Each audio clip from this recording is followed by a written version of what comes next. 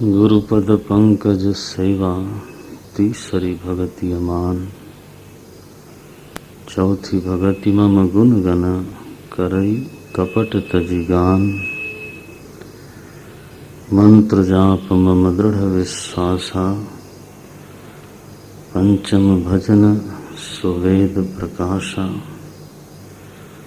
छठदम शील विरति बहुकर्मा निरत निरंतर सज्जन धर्म।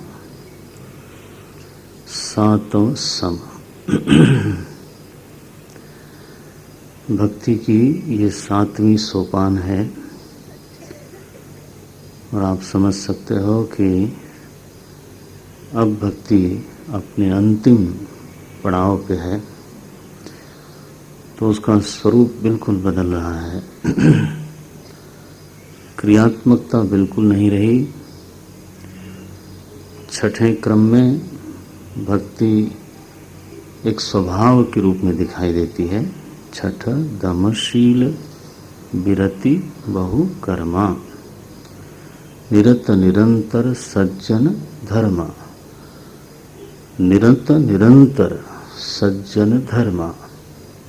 सज्जन का जो धर्म है, साधु का जो धर्म है, साधु की जो रहनी है,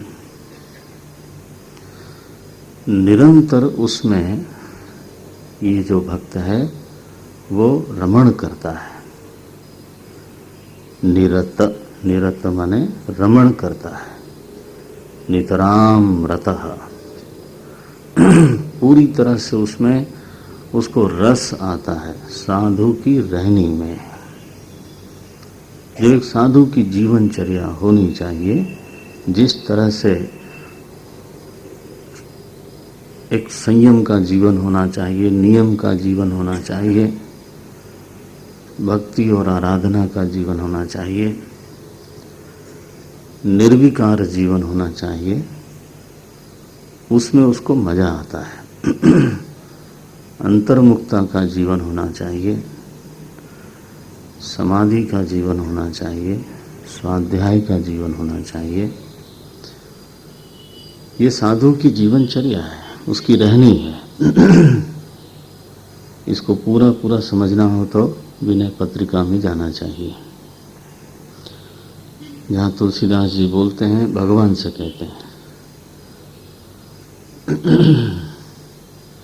श्री रघुनाथ कृपाल कृपा तो संत स्वभाव गहों गो। कबहु कहों यही रहनी रहों गो। श्री रघुनाथ कृपाल कृपाते संत स्वभाव गहों गो। देखो, मैं वो दिन कब आएगा, तुलसीदास जी बोलते हैं, वो दिन कब आएगा जब मैं संतों के स्वभाव में रहने लग जाऊंगा। कबहू, ये राग माण में गाते हैं लोग। कबहू कहो यही रहनी रहूंगा।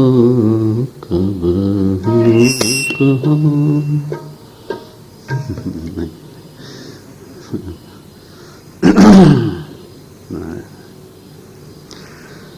कबहू कहो, वो दिन कब आएगा जब मैं ऐसी रहनी लग जाऊंगा। और मैं जानता हूं कि मेरी मेहनत से नहीं आएगा।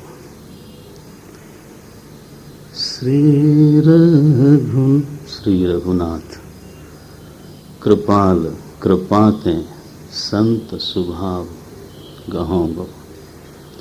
ये कृपा सिद्ध होने वाला है, ये साधना से सिद्ध होने वाला नहीं है।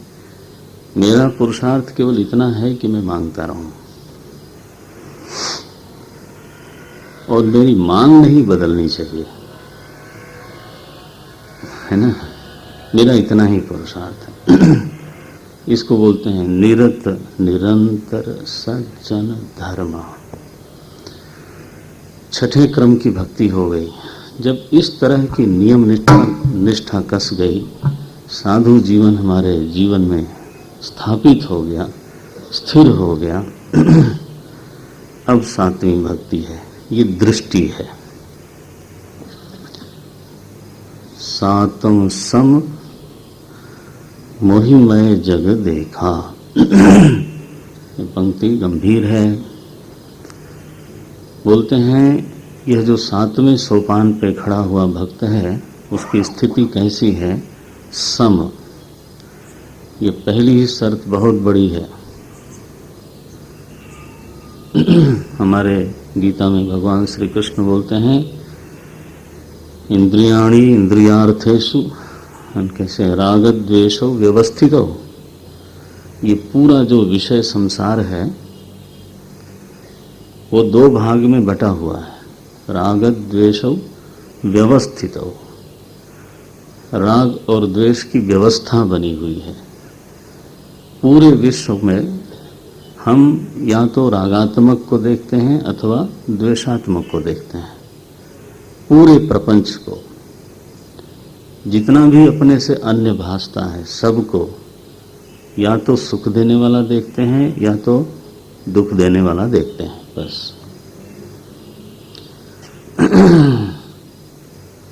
देखा। और यह जो राग द्वेष है ये हमारे चित्त को विषम करता है। विषम करने वाला तत्व कौन है? भले भाई जहाँ सुख दिखाई देता है वहाँ राग हो जाता है, जहाँ दुख दिखाई देता है वहाँ द्वेष हो जाता है। और यह सबके साथ हो रहा है। चित्त हमेशा हिलता रहता है। उड़िया बाबा जी महाराज से पूछा साधक ने कि महाराज ये तो कभी समाप्त ही नहीं होना। कोई चीज पसंद तो आती ही आती है, कोई चीज नापसंद आती है, तो राग द्वेष से तो कभी मुक्ति ही नहीं होगी। बोले नहीं, ऐसा नहीं है। राग द्वेष का मतलब होता है जब कोई चीज पसंद आवे और इतनी आवे कि दूसरे के साथ अन्याय करवा दे, उसको हम बोलते हैं राग। जब कोई पसंद हमसे अधर्म करवा ले, दूसरे के प्रति पक्षपात करवा दे, दूसरे के प्रति अन्याय करवा दे, तो उस पसंद को हम बोलते हैं राग। भाई शुद्ध वेद पाठ कोई करे तो मुझे भी पसंद आएगा, और अशुद्ध वेद पाठ करे तो अच्छा नहीं लगेगा। तो इसको राग द्वेष नहीं बोल सकते, नहीं बोल सकते। लेकिन ये बढ़ता चला जाए और हमसे पक्षपात करवावे, अधर्म करवावे, अन्याय करवावे, तब उसको हम बोलते हैं, वह जो पसंद है वो राग संज्ञा से युक्त हो जाती है। तो पूरा का पूरा प्रपंच ही आज ऐसी स्थिति बन गई है कि जितना विषय संसार है वो सब का सब सुख दुख सुख दुख सुख दुख ऐसा भरा हुआ दिखाई देता है। कोई लोग बोलते हैं कि नहीं, बहुत सी चीज़ों के प्रति हम उदासीन होते हैं। तो सुबह की कक्षा में मैंने कहा था ये उदासीन कोई होता नहीं, ये एक आपेक्षिक शब्द है। है ना। दूसरे शहर में जब हम मिलते हैं तो अभी जिसके प्रति उदासीन है उसके प्रति बिल्कुल मजा आ जाता है ना। दूसरे प्रांत में मिलें तो गुजरात के किसी भी नगर का व्यक्ति होगा तो उससे संबंध हो जाएगा, अच्छा तुम भी गुजराती हो। यह जो उदासीनता है वो हमेशा आपेक्षिक होती है, उदासीनता होती नहीं है। राग द्वेष व्यवस्थित, राग द्वेष की पूरी व्यवस्था ही है। भगवान कहते हैं ये रहेगा, इसको कोई रोक नहीं सकता। तयोर न वशम आगच्छेत। सलाह ये है कि आप इसके वश में मत आओ, इतनी सलाह तो है ही है। ये रहेगा और ये आपको प्रेशराइज भी करेगा कि उस आदमी के साथ पक्षपात कर दो, उस आदमी के साथ अन्याय कर दो, लेकिन आपका पुरुषार्थ इतना ही है कि तयोर वशम न आगच्छे। भरसक कोशिश करो कि आप इसके कहने में मत आओ, इसके वश में मत आओ। धृतराष्ट्र मत बनो, है ना, कैकेयी मत बनो। भगवान का वनवास हो जाएगा। धृतराष्ट्र बनेंगे तो महाभारत हो जाएगी, है ना, और श्री भरत जी बनेंगे तो रामायण हो जाएगी।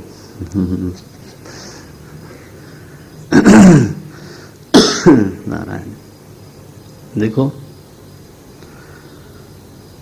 तो बस समता का आधार यही है कि हम राग द्वेष के प्रभाव से कितने मुक्त हैं। राग द्वेष के प्रभाव से मुक्त होने का मतलब मैं तो इतना ही समझता हूं कि विषय में सुख बुद्धि और दुख बुद्धि कितनी कम है। किसी चीज में ज्यादा सुख बुद्धि है और उससे राग न होवे, ये जरा बड़ा संभव दिखाई देता है। और किसी चीज में ज्यादा दुख बुद्धि है और उससे द्वेष न हो जाए, ये तो कोई शायद भगवान ही कर पाएंगे। अगर वहां अशोभनाध्यास है, थोड़ा वेदांत के शब्द बोल दें, यदि किसी चीज में अशोभन अध्यास है तो वहां द्वेष होके रहेगा, और यदि किसी चीज में शोभन अध्यास है तो वहां राग होके रहेगा। शोभन अध्यास बोलते हैं वेदांती लोग।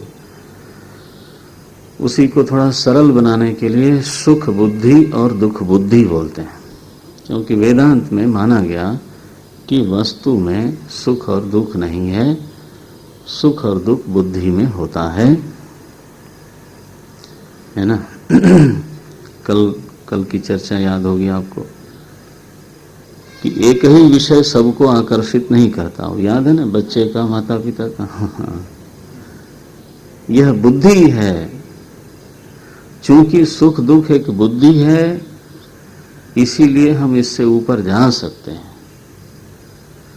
लेकिन अगर ये सच में वस्तु होती, तो इससे ऊपर जाना संभव नहीं था। अगर सच में कोई चीज सुखद होती तो उससे व्यक्ति विरक्त कभी नहीं हो सकता था, और अगर सच में कोई चीज दुखद होती तो उससे द्वेष मुक्त भी कभी नहीं हो सकता था।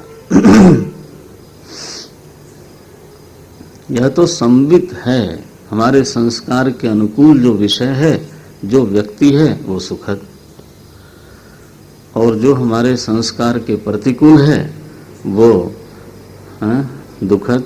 यही है ना परिभाषा। सुखानुशयी रागः, दुखानुशयी द्वेषः, यही परिभाषा है।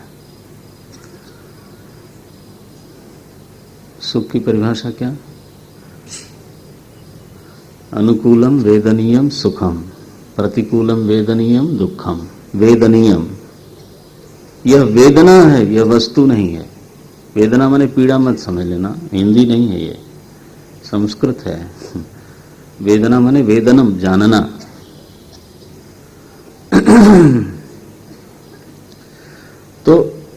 तो स्थिति यही है कि जब तक हमें कोई चीज कस के सुखद दिखाई देती है, तब तक हम उससे विरक्त तो कहाँ होंगे।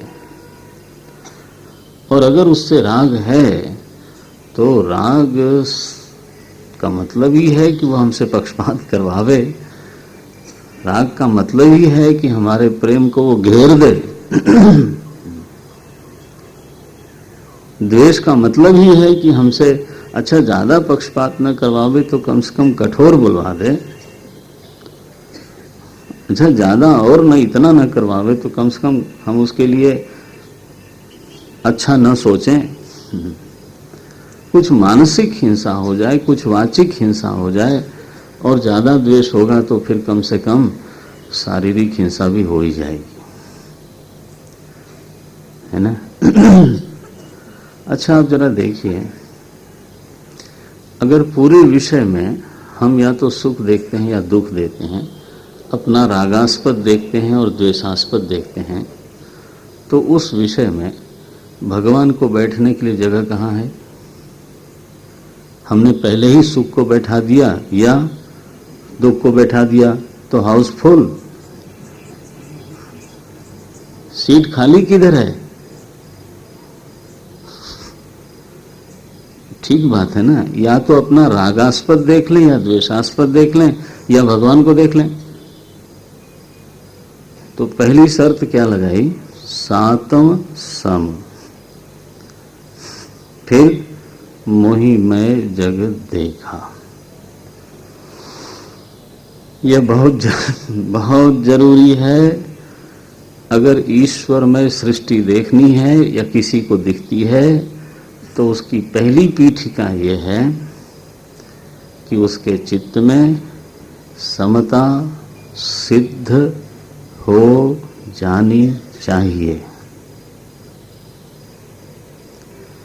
और समता की सिद्धि के लिए ये जरूरी है कि कहीं न कहीं हमारा सुख और संतोष भीतर से मालूम पड़ना चाहिए। हमारा सुख विषयाधीन होगा तो राग द्वेष के बिना नहीं रह सकते। छठ दमशील विरति बहु कर्मा निरत निरंतर सज्जन धर्मा। यह जो साधना है वह पीठिका तैयार करती है, पृष्ठभूमि निर्माण करती है जहां दृष्टि में समता आती है, जहां शोभनाध्यास नहीं करते, जहां अशोभन का अध्यास भी नहीं करते हैं, करते भी हैं तो शिथिल रहता है। वो कोई चीज पसंद भी आती है तो इतनी पसंद नहीं आती कि बस वो सिर पे ही सवार हो जाए। नो। अब अगर ऐसा बन जाए तो यह जो समता है बस यही विवेक को जागृत करती है। आप जानते हो विवेक का सबसे बड़ा दुश्मन विषमता है नहीं, क्योंकि जिससे राग होता है उसमें दोष दिखाई नहीं देते। विवेक अंधा हो गया कि नहीं? जिसमें द्वेष होता है उसमें गुण दिखाई नहीं देते, फिर से विवेक अंधा हो गया। तो धृतराष्ट्र बने कि नहीं? दोनों आंखें गई।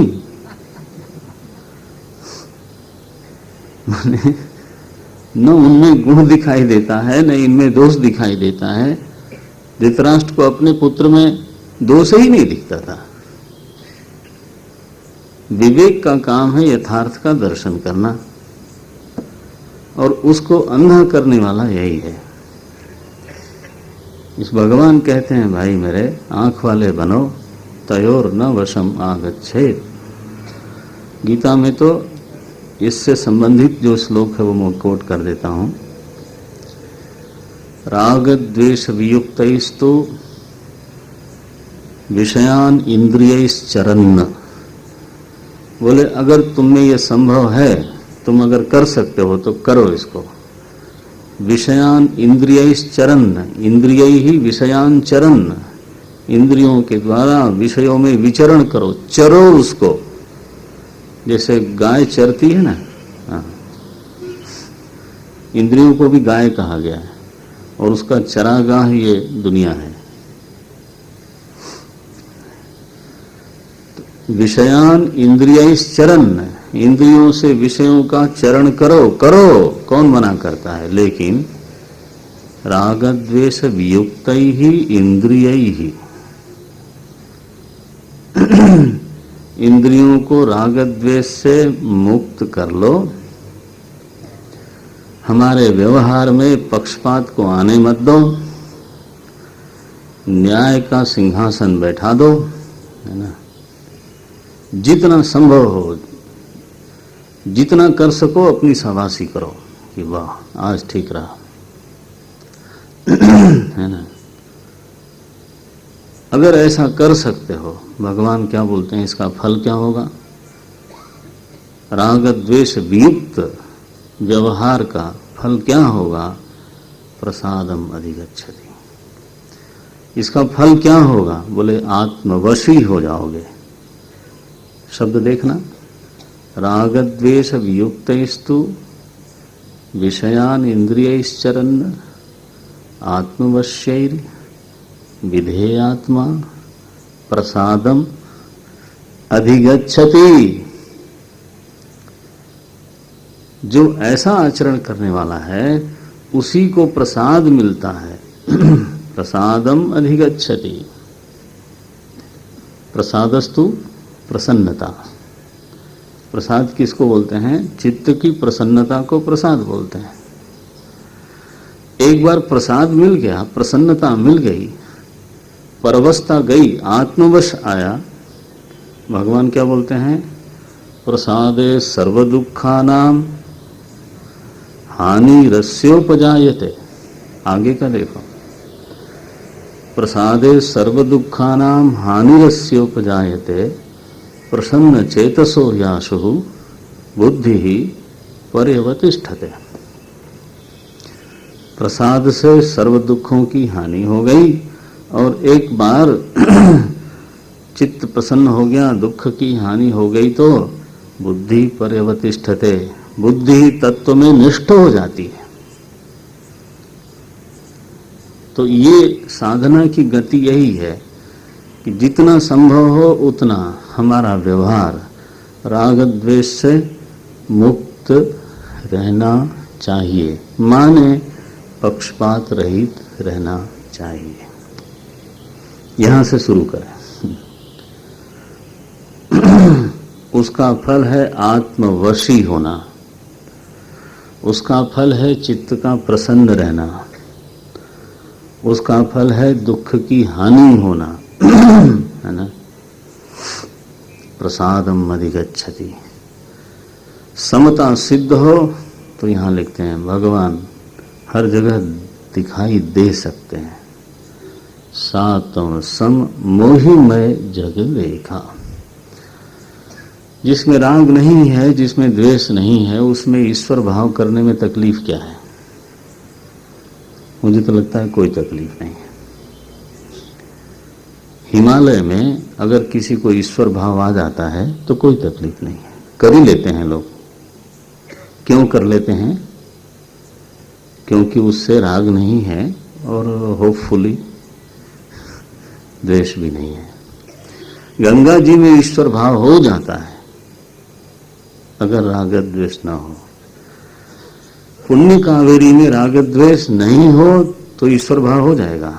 लेकिन अगर राग द्वेष हो गया, जैसे आजकल आंध्र प्रदेश की गवर्नमेंट, कर्नाटक की गवर्नमेंट, और हाँ, जब मेरी लग गया ना तब ईश्वर कहाँ आएगा उसमें? बताओ आप। बोलो आप। जहां न राग है न द्वेष है वहां तो हिमालय तो ईश्वर ही है। क्या दिव्यता है, ऐसा दिखाई देता है। लेकिन जिस हिमालय के टुकड़े पे आपका घर बनने वाला है, वो एक प्लाट ले लो तब देखो क्या होगा। वो जमीन है, मैंने लिया हुआ है, इस पर मैं घर बनाऊंगा, छूने नहीं दूंगा किसी को। नहीं होता है क्या? इसीलिए प्रकृति दर्शन से कहीं न कहीं चित्त में उत्थान होता है, हैं? जहां राग द्वेष नहीं है वहां दर्शन करने पर चित्त में उत्थान होता है, व्यापकता आती है, सात्विकता आती है। आकाश को देखने से, गंगा जी को देखने से, हिमालय को देखने से सात्विकता आती है। लेकिन अपने रागास्पद को देखने से है, अपने द्वेषास्पद को देखने से ईश्वरीय अनुभूति नहीं होती। तो शर्त है ये सातम सम मोहिमय जग देखा। तो इसमें दो बात है। समता से सब में ईश्वर देखने की संभावना बन जाती है। दूसरा, समता से विवेक जागृत होता है और विवेक से तत्व की पहचान हो जाती है और सच में मालूम पड़ता है कि ओ सच में तो हमने किसी को राग द्वेष बना दिया है, वास्तव में तो यहाँ सबका सब सत्ता सामान्य से, सुबह वाली कक्षा के अनुसार विवेक की आंख से दिखने लगता है कि वास्तव में तो सत्ता सामान्य से, ज्ञान सामान्य से, आनंद सामान्य से ईश्वर ही है। सत्ता विशेष, ज्ञान विशेष तो बिल्कुल अध्यस्त हैं, इनकी तो कोई सत्ता ही नहीं है। अब ये केवल शाम वाले लोग नहीं समझ सकते सुबह वाले थोड़ा, सुबह इसकी मीमांसा हो चुकी है। विवेक ने राह दिखाई और समता ने संभावना निर्माण किया, है ना, ये बात है। इसलिए सम पहले, सातव सम महिमय जग देखा, मोते अधिक संत करी लेखा। मेरे से भी ज्यादा संत को देखता है ये भक्त। इसका इतना ही अभिप्राय है कि संत के प्रति जिसने ये दृष्टि दी उसके प्रति एक कृतज्ञता होती है, आभार होता है। इसी को बोलते हैं मोते अधिक संत करी रेखा। ध्यान रखना, साधन को साध्य से ज्यादा कोई नहीं मान सकता, लेकिन हाँ कभी कभी साध्य पर पहुंचने पर हम साधन को धन्यवाद जरूर देते हैं। लेकिन साधन ये कहने लगे कि अब आप इतने ही अगर हमसे प्यार करते हो तो मेरे पास ही बैठे रहो, कहेंगे नहीं जी, अब वो आपने पहुंचा दिया, आपकी बड़ी कृपा है, अब आप अपने रास्ते जाओ। तो यह जो आभार प्रदर्शन है, कृतज्ञता है, इसी को बोलते हैं मोते अधिक संत करी लेखा। सातव सम महिमय जग देखा, मोते अधिक संत करी लेखा। आठों जथा लाभ संतोषा। देखो अब दृष्टि भी नहीं रही, अब क्या बोलते हैं, आठवीं भक्ति यह है कि जो मिलता है उसमें उसको संतोष है। संतोष का अर्थ शंकराचार्य जी ने लिखा है संजात अलम प्रत्यय। जब अलम प्रत्यय पैदा हो जाए, अलम माने बस, संजात अलम प्रत्यय, इसी को संतोष बोलते हैं। माने जो कुछ हमें मिलता है वो हमारी आवश्यकता से थोड़ा ज्यादा है, इसको संतोष बोलते हैं। और जो कुछ हमें मिलता है वो हमारी आवश्यकता से थोड़ा कम है, इसको क्या बोलेंगे, बस यही बढ़िया है। फिर इसी को बोलते हैं लोग डिमांडिंग नेचर है। डिमांड बनी हुई है, बनी हुई है, बनी हुई है, बनी हुई है, क्योंकि जो कुछ है वो कम पड़ता है। इसी लक्षण को लेकर के हमारे शंकराचार्य जी ने असंतोषी को दरिद्र बोल दिया। को वा दरिद्री यस्य विशाल तृष्णा। बोले दरिद्र कौन है, बोले जिसकी तृष्णा बहुत विशाल है वो दरिद्र है। बोले महाराज इसको ऐसा क्यों बोलते हो आप, तृष्णा क्या बताती है कि ये चीज आपके पास नहीं है, ये चीज आपके पास नहीं है, ये चीज आपके पास नहीं है। दरिद्रता की अनुभूति क्या है कि मेरे पास नहीं है। और तृष्णा क्या बताती है, एग्जैक्टली वही चीज कि ये चीज आपके पास नहीं है। क्या क्या है हमारे पास ये तृष्णा कभी नहीं बताएगी, वहां देखने भी नहीं देगी कि घर में इतनी चीजें पड़ी हैं। नो, उधर तो दृष्टि नहीं जाती। दृष्टि कहाँ जाएगी, बाजार में क्या क्या पड़ा है जो हमारे पास नहीं है। तो ये नहीं है, अभाव की अनुभूति करवाने वाली वृत्ति का नाम ही तृष्णा है, और यही तो दरिद्रता है।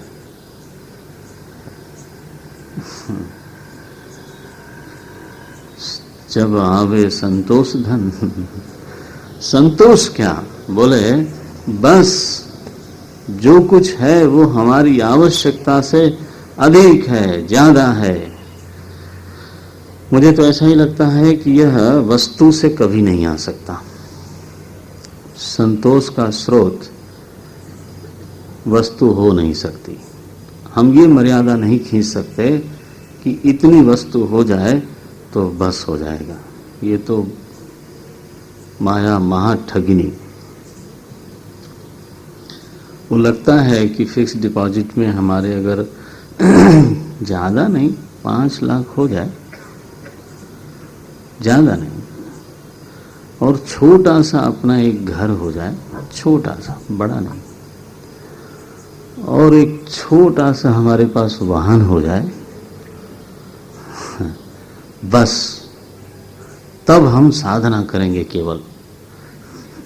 ऐसे बहुत से साधकों में ये मन में रहता है ना, जब इतना हो जाएगा और हम रिटायर होके पेंशन वगैरह से काम चलेगा और डिपॉजिट रहेगी, खूब कल्पना करते हैं। ऐसा लगता है कि जितने लोग रिटायर्ड हैं वो सब के सब साधना ही करते हैं।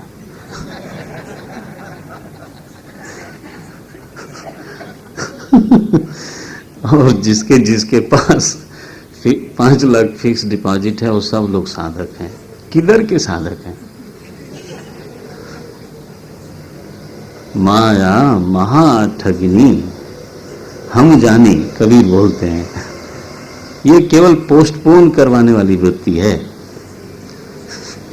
टला देती है कि इतना अभी नहीं करो, अभी तो तुम अभी नहीं, जब इतना हो जाएगा तब शुरू करना, तब तो 8-8 घंटे मेडिटेशन करेंगे, श्रवण करेंगे, मनन करेंगे, पूरा समय ही इसी में झोंक देंगे। समस्या ये होती है कि 5 लाख जब फिक्स डिपॉजिट करते करते पहुंचते तो हमारी मित्र मंडली बदल जाती है, वाहन भी बदल जाता है, थोड़ा रिश्तेदारी भी थोड़ी ऊंची ऊंची हो जाती है। तो वहां तक पहुंचते पहुंचते लगता है कि जहां मैं पहुंच चुका हूं वो 5 लाख में मेंटेन नहीं होगा। कहाँ हो, कितना चाहिए अब 10 लाख हो तो इन्फ्लेशन भी बहुत है, तो सीधे 10 पे पहुंचते हैं। अब जर्नी शुरू हुई। ये सबकी आप बीती है। 10 पे पहुंचे तो फ्रेंड सर्कल बिल्कुल बदल गया। सबके पास मंकी कार है, मंकी माने मारुति कार। ये गुरुदेव का शब्द है। तो ये तो पेट्रोल ही इतना महंगा हो गया। जितने किसी क्लब के सदस्य भी बन गए तो वो तो 10 में नहीं होगा। Whatever status I have already gained, it cannot be maintained. तो हाँ 20 ही होगा सीधा, 10 से तो 15 नहीं, 20 अब सीधा। आप देखो जहां पहुंचते हैं, जितना पहले सोचा था उतने में वो मेंटेन नहीं हो सकता। मैं तो लोगों से बात करता हूं ना घरों में बैठ के, जब कि सच में आपको लगता है कि वो वस्तु से एक समय आएगा जब संतोष नाम की चीज प्राप्त हो जाएगी? बिल ग्रेड को भी नहीं होगा, नहीं होगा, और होगा तो कबीर को, रमन महर्षि को, लंगोटीदारियों को भी हो जाएगा। It is absolutely subjective. ये जो संतोष वृत्ति है ये पक्का सब्जेक्टिव है, ऑब्जेक्टिव है ही नहीं। अगर कहीं विषय के साथ इसका संबंध जोड़ेंगे तो रमन महर्षि को तो कभी नहीं होना चाहिए था। बेचारे के पास लंगोटी भी नहीं थी ठीक से, है ना। तुलसीदास जी को नहीं होना चाहिए था, कबीर को नहीं होना चाहिए था, तपोवन जी महाराज को तो बिल्कुल ही नहीं होना चाहिए था। होना है तो बिल्कुल वस्तुहीन होने पर भी हो जाता है, नहीं होना है तो पूरी भूमि का राज्य मिल जाए वो भी कम पड़ता है।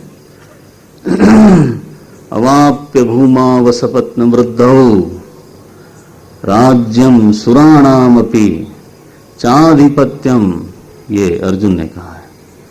नहीं प्रपश्यामि ममापनुद्यात् यच्छोकमुच्छोषणमिन्द्रियाणाम, बोलो आगे। अवाप्य भूमा वसपत्न वृद्धम राज्यम सुराणामपि,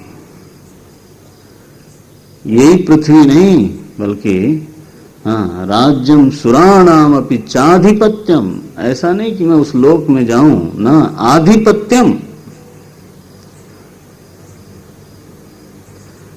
नहीं प्रपश्यामि, मैं देख नहीं पा रहा हूं कि मुझे संतोष हो जाएगा, मेरा समाधान हो जाएगा। नो, नहीं दिखाई देता है।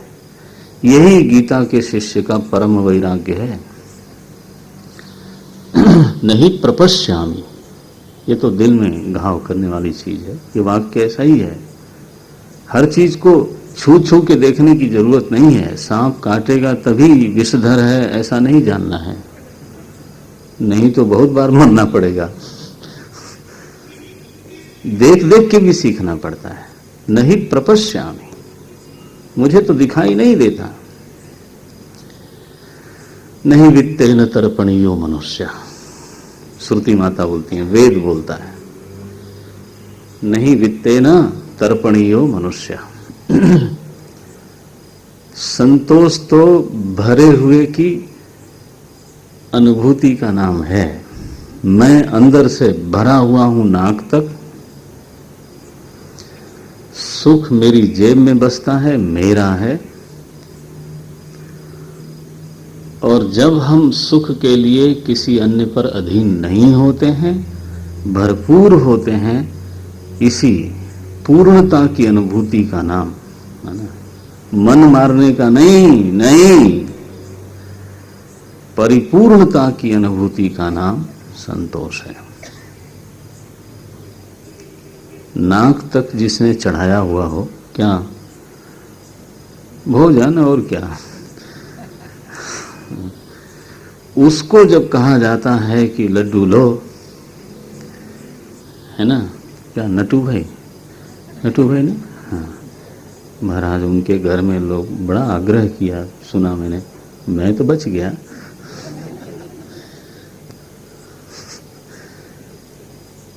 लो, नाक तक जब आ जाता है तो परम संतोषी, क्या वैराग्य है। इतनी चीज ऑफर की जा रही है, हम कहते हैं नहीं नहीं, बिल्कुल नहीं। तो मैं उस समय देखता हूं कि वाह क्या धन्योस्मि, कृतकृत्य, इतना वैराग्य है। रिफ्यूज करता है आदमी। कब रिफ्यूज करता है? जब, हाँ, आप समझते हो ना, सुख से जब भरा हुआ हो तो विषय सुख को रिफ्यूज करता है। अन्न से भरा होने पर अन्न को मना करता है ना। अन्न से द्वेष तो नहीं करता ना, द्वेष नहीं करता, बिल्कुल नहीं करता, भाई उसी ने भरा है ना। लेकिन नहीं चाहिए, हो गया, बहुत हो गया, ऑल राइट। जब मन सुख से भरा हो और वो भी विषय निरपेक्ष सुख से भरा हुआ हो, भोग निरपेक्ष सुख से भरा हुआ हो, अच्छा चलो भोग निरपेक्ष नहीं कहें तो सात्विक सुख से भरा हुआ हो, तब संतोषम। हमारे शास्त्रों में कहा गया कि सुख का स्रोत केवल विषय है, ये जानना कृपणता है। माने बुद्धि जितना जान सकती है उतना आपने उसका उपयोग किया नहीं। बोलो, साहित्य पढ़ने में मजा आता है कि नहीं? कविता पढ़ने में मजा आता है, साहित्य पढ़ने में मजा आता है, जप करने में मजा आता है, ध्यान करने में मजा आता है। अब ये स्रोत हैं कि नहीं सुख के? सत्संग करने में सुख होता है, ये भी सुख का एक बड़ा प्रबल स्रोत है, झरता है इसमें से सुख है। लेकिन अगर हम यही मान के चलें कि केवल पकौड़ी जब तक जीभ पर नहीं आएगी तब तक सुख नहीं मिलेगा, तो ये दारिद्र्यम कृपणा फल हेतव, यही लिखा ना। देखो, आपने सुख के जो दिव्य स्रोत हैं, जो आपको स्थायी सुख देते हैं, गंभीर सुख देते हैं, सूक्ष्म सुख देते हैं और उसमें स्थिरता होती है, उन स्रोतों को हमने क्या बोलते हैं आजकल, टैप नहीं किया। हमने उसको टैप ही नहीं किया। थोड़ा अपने सुख का स्रोत थोड़ा डिवाइन करना चाहिए। सत्संग में, साधना में, प्राणायाम में, जप में, आसन में, पूजा में, स्वाध्याय में, है ना, काव्य में, शास्त्र में, जब हमें काफी कुछ मिलने लग जाता है तो अपने ही जीवन में दिखाई देता है कि फिर जो स्थूल सुख है ना, ऐसा नहीं कि किसी ने आदेश दिया हो कि छोड़ो, मजा, ठीक, वो स्थूल ग्रास लगता है, नहीं चाहिए जी, क्या है। ऐसा नहीं है कि हम परम विरक्त हैं, लेकिन आश्चर्य होता है कि यस, मन ही नहीं जाता तो उस सुख में विकार ज्यादा है, इस सुख में निर्विकारता बढ़ती है, इस सुख में उत्थान बढ़ता है, चित्त का उन्नयन होता है ना, एलिवेशन, उन्नयन माने उत्नयनम इति, उत्नयनम, चित्त को ऊपर ले जाने वाला सुख है ये। जब यह सुख हमारे जीवन में उतर जाए तो जथा लाभ संतोष। घर में चीज भरी पड़ी हो तो फिर काहे को गलियों में भटकेंगे,